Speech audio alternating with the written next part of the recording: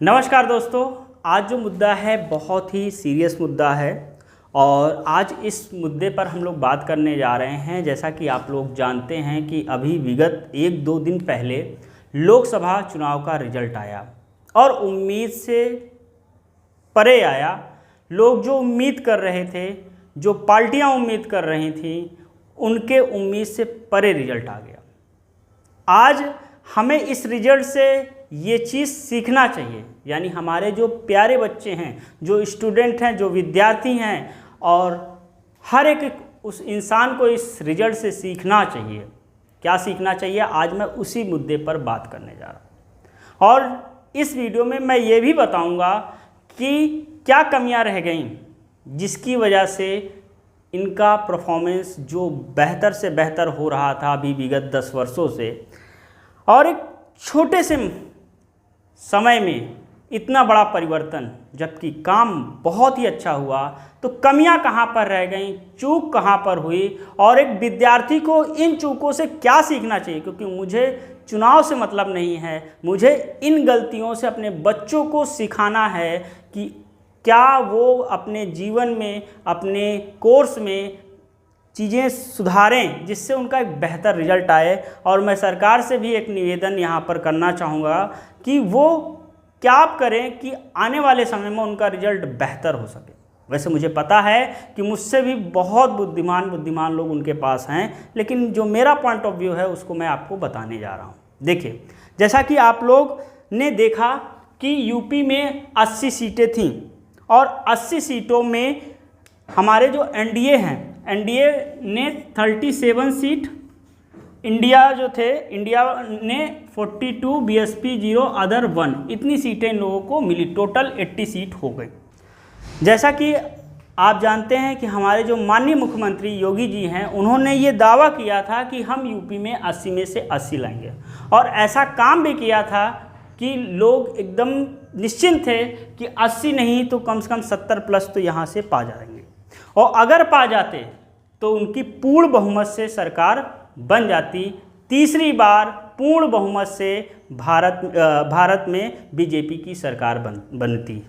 अभी जो है गठबंधन से बनेगी, उतनी मजबूत सरकार हमारी नहीं रहेगी, जो वो चाहेंगे वो नहीं कर पाएंगे। तो हम ये कहना चाहते हैं, पहली बात तो मैं ये भी बताना चाहूँगा कि क्यों इनको ऐसा रिजल्ट मिला, और दूसरी बात मैं ये बताना चाहूँगा कि हमारे विद्यार्थियों को इससे क्या सीखना चाहिए। देखिए, होता क्या ना, ये ओवर कॉन्फिडेंस होता है।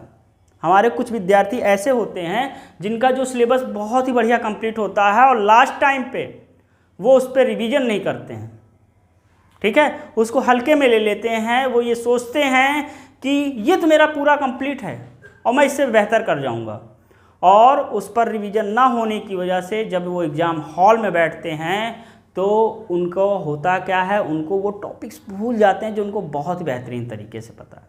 इसलिए हर एक विद्यार्थी को ये चाहिए,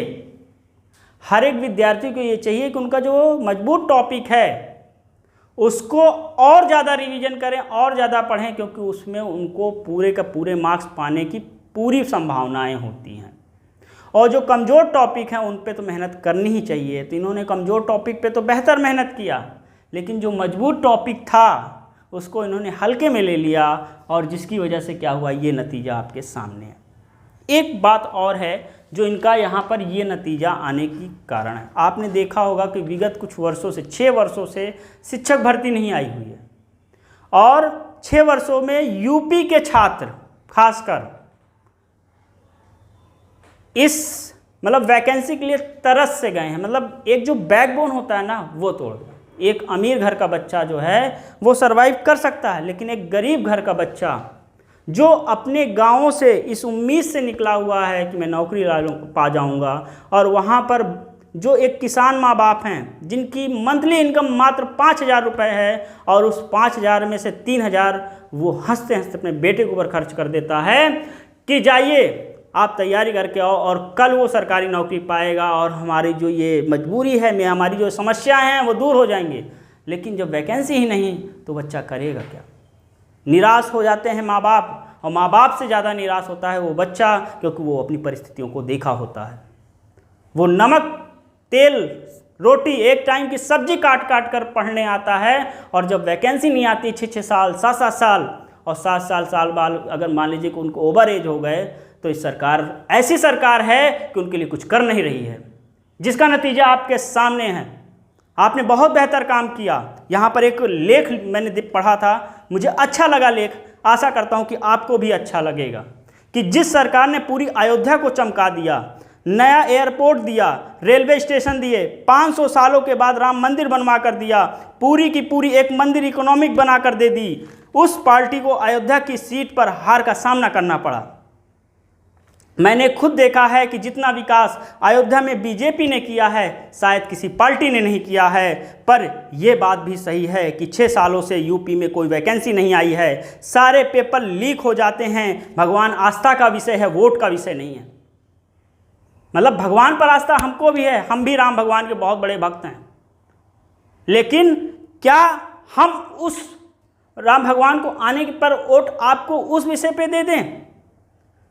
वोट देने का नहीं, ये भी हार का मुख्य कारण है। केवल मंदिर बनवा देना ही काफ़ी नहीं होता है। रोजगार, महंगाई, समय पर भर्ती, तगड़े मुद्दे उभर कर आए हैं, और इसकी वजह से आपकी हार हुई है। आपने रोजगार पर ध्यान नहीं दिया, आपने महंगाई पर ध्यान नहीं दिया, आपने समय पर भर्ती नहीं निकाले, और भर्ती निकाले भी तो पेपर लीक हो गए। आप बताइए, लगभग 6 से 7 साल आपके सरकार यूपी में होने वाले हैं, उसके बावजूद आप एक भी पेपर बिना पेपर आउट के करा पाए हों तो बताइए। पेपर बाद में आता है, आउट पहले हो जाता है। वैकेंसी शिक्षक भर्ती जैसे 7 साल में, एक हमारे जो शिक्षा मंत्री हैं संदीप सिंह जी, उनको समानुपात और अनुपात ही नहीं आ रहा है। अनुपात और समानुपात, वो हर बार कहते हैं हमारा अनुपात समानुपात बराबर है। कम से कम चैप्टर तो पढ़ लीजिए कि अनुपात समानुपात निकाला कैसे जाता है। क्या टीचर रिटायर नहीं हो रहे हैं? क्या और आवश्यकताएं टीचर की नहीं हैं? अगर आप आंकड़ा निकाल के देखें तो लाखों टीचरों की आवश्यकता आज यूपी में है। आज हमारे जो गरीब घर के बच्चे हैं वो इस वजह से नहीं पढ़ पा रहे हैं क्योंकि विद्यालयों में शिक्षकों की कमी है। अब जब शिक्षक ही नहीं हो, एक शिक्षक वो या तो 5 क्लास को पढ़ाए, 5 क्लास कैसे एक शिक्षक मिल पाएगा? आप जाके यूपी में देखिए तो ऐसे कई स्कूल आपको मिल जाएंगे जहां मात्र एक शिक्षक है, और वो शिक्षक मिड डे मील आपका बनाए, वो शिक्षक आपकी जनगणना कराए, वो शिक्षक आपका इलेक्शन कराए कि वो शिक्षक बच्चों को पढ़ाए। क्या क्या करे वो शिक्षक? क्या इस तरह से एक गरीब घर का बच्चा पढ़ जाएगा? अगर आपकी शिक्षा व्यवस्था इतनी ही सुंदर है, क्यों हमारे आज के जो गार्जियन हैं, क्यों आपके खुद के जो विधायक, सांसद या सरकारी जो कर्मचारी हैं, क्यों अपने बच्चों को प्राइवेट में लेकर जाते हैं? कुछ न कुछ कमियां होंगी आपके व्यवस्था में जिसकी वजह से वो जा रहे हैं प्राइवेट। तो ये सब कमियां जब तक सुधारी नहीं जाएंगी, और इस कमियों को सुधारने में केवल आप नहीं, हम सभी लोगों का जिम्मेदार, लेकिन आगे आपको बढ़ना पड़ेगा क्योंकि आप हमारे नेतृत्व करते हैं। आपको एक आगे चलकर हमको गाइड करना होगा, और आप वैकेंसी दीजिए जिससे हर एक घर में रोजगार आए, और जो बच्चा एक टाइम खाना खाकर आज पढ़ रहा है 6 साल से, उसके घर में भी चिराग जल जाए। वो इस दुखद वजह से गांव नहीं जा पा रहा है, अपने घर नहीं जा पा रहा है। घर में जाएंगे तो रिश्तेदार पूछेंगे क्या कर रहे हो 6 साल में? अब वो क्या बताए कि मैं क्या कर रहा हूँ 6 साल में? उसकी पीड़ा एसी में बैठे हुए, 4 पहिए में चलने वाले लोग नहीं बता पाएंगे। इसमें वही बच्चा बता पाएगा कि वो क्या क्या सह रहा है। गर्मी में आप लोग ठंडा पानी पीते हैं, एक एक मुद्दे पे आप देखिए, गर्मी में आप एक ठंडा पानी पीते हैं, वो बच्चा वही गर्म पानी 49 degree Celsius 50 degree Celsius temperature है, उसमें उबलता हुआ पानी पी रहा है। 20 रुपये उसके पास नहीं है आरओ के पानी को खरीदने के लिए, ठंडा पानी पीने के लिए, क्योंकि वही 20 रुपये की उस सब्जी खरीद लेगा तो एक टाइम की सब्जी हो जाएगी। ऐसी परिस्थितियां हैं घर पे, ठीक है। तो ये सब चीज़ों को आपको अभी सुधारना पड़ेगा, नहीं 3 साल बाद शायद आपका इलेक्शन फिर से है। अभी तो ये एक डेमो है, पूरी पिक्चर अभी बाकी है। आशा करता हूँ, मैं भी आपके बीजेपी का पूर्ण समर्थक था, लेकिन जो सबसे रद्दी सरकार अगर रोजगार के मामले में है तो वो बीजेपी है। और कोई पार्टी को मैं नहीं कहता, लेकिन आपसे मेरी बहुत ज़्यादा उम्मीद थी और विगत वर्षों में मैंने आपको ही वोट दिया था। हर बार इस उम्मीद से दिया था, इस आशा से दिया था कि आप एक बेहतर काम करेंगे रोजगार के मामले में। लेकिन क्या दशा है शायद मुझे बताने की ज़रूरत नहीं। आशा करता हूँ कि इन सभी मुद्दों को आप ध्यान देंगे और मैं फिर से चाहता हूँ कि अगली सरकार आपकी बने, पूर्ण बहुमत से बने, लेकिन उसके लिए ये सब सुधारना पड़ेगा, इन चैप्टरों पे काम करना पड़ेगा। हमारे विद्यार्थी भी अपने मजबूत सब्जेक्ट को और भी मजबूत करते रहें, उसको छोड़े नहीं, क्योंकि मजबूत जो बना हुआ है उसको बनाने में बढ़िया होता है, लेकिन जो बिगड़ा हुआ है उसको बनाने में समय लगता है। तो इसलिए बने वाले को कभी बिगाड़ना नहीं चाहिए और बिगड़े वाले को बनाने की हमेशा कोशिश करनी चाहिए। यही संदेश मुझे इस वीडियो में आपको देना था। आशा करता हूं कि आपको मेरी बातें बहुत ही बेहतर तरीके से समझ में आई होगी। तो चलिए मिलेंगे अगली वीडियो में कुछ नए इन्फॉर्मेशन के साथ। तब तक के लिए धन्यवाद। जय हिंद, जय भारत।